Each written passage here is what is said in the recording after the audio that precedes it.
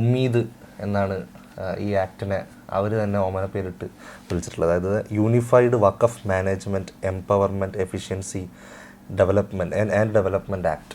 അതായത് ഉമ്മീദ് എന്ന് അവരതിനെ ഷോർട്ട് ഫോം ഇടാൻ വേണ്ടി. പക്ഷെ അതിൽ ഉമ്മീദ് എന്ന് ഷോർട്ട് ഫോം ഇടുന്ന സമയത്ത് അതിൻ്റെ വഖഫ് എന്ന് പറയുന്ന പ്രധാനപ്പെട്ട വാക്കിൻ്റെ W പോലും അവർ കളഞ്ഞിട്ട് ഉമ്മീദ് എന്ന വേർഡ് കിട്ടാൻ വേണ്ടിയിട്ട്. ഉമ്മീദ് എന്ന് പറഞ്ഞാൽ ഹിന്ദിയിൽ പ്രതീക്ഷ, ഹോപ്പ്. അപ്പോൾ ഇത് എന്തിനു വേണ്ടിയിട്ടുള്ള പ്രതീക്ഷയായിരുന്നു എന്നുള്ളതാണ് ചോദ്യം. അതൊരു ആക്ട് നമ്മൾ പേരിടുന്ന സമയത്ത് ഉമ്മീദ് എന്ന് പ്രതീക്ഷ എന്ന് ഒരു ആക്ടിന് ഓമന പേരിട്ട് വിടുന്ന സമയത്ത് എത്രത്തോളം പ്രതീക്ഷ നൽകുന്നതായിരിക്കും ആ ആക്ട് എന്നുള്ളതാണ്.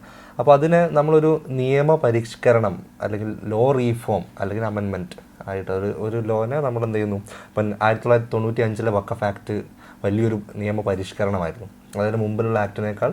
കാരണം അതിൻ്റെ മാനേജ്മെൻറ്റ് എങ്ങനെ ആയിരിക്കണം, വഖഫ് ബോർഡുകൾ എങ്ങനെ പ്രവർത്തിക്കണം, ഇത്ര വളരെ കോംപ്രിഹെൻസീവ് ആയിട്ടുള്ളൊരു അമെൻമെൻറ്റ്, ഒരു റീഫോം വന്നത് 95 ആക്ടാണ്.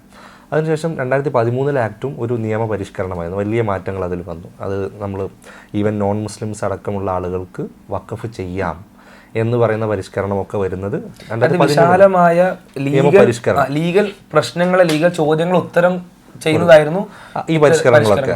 അപ്പോൾ ഇതേ രീതിയിലൊരു നിയമ പരിഷ്കരണം മാത്രമാണോ 2025 ആക്ട് എന്ന് ചോദിച്ചു കഴിഞ്ഞാൽ അത് നിയമ പരിഷ്കരണത്തോടു കൂടി തന്നെ അതൊരു രാഷ്ട്രീയ പരിഷ്കരണം, ഒരു രാഷ്ട്രീയ പ്രതീക്ഷ നൽകലാണ് ബേസിക്കലി അത് എന്ന് നമ്മൾ കൂട്ടി വായിക്കുമ്പോൾ പക്ഷേ മാത്രമേ നമുക്ക് അതിനൊരു ഉത്തരം കിട്ടുള്ളൂ.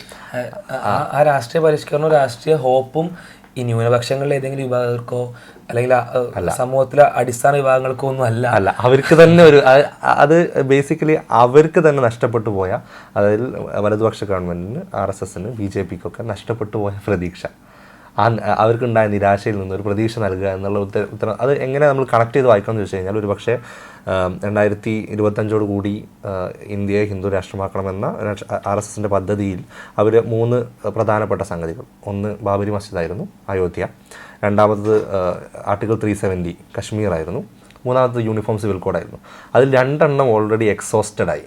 അതായത് അയോധ്യ എക്സോസ്റ്റഡായി, 370 എക്സോസ്റ്റഡായി. ഇനി അത് കാർഡ് വർക്കിംഗ് അല്ല.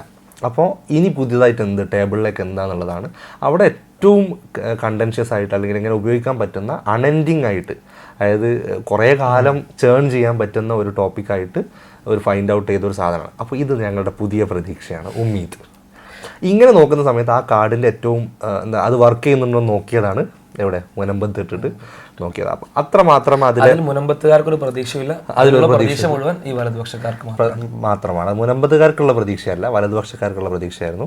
അപ്പോൾ അതും ഈ കോടതിയോടുകൂടി ഇനിയിപ്പോൾ റിജിജുവിൻ്റെ ഈ ഒരു സ്റ്റേറ്റ്മെൻറ്റോട് കൂടി അതും ഏതാണ്ട് അവസാനിക്കും എന്നുള്ള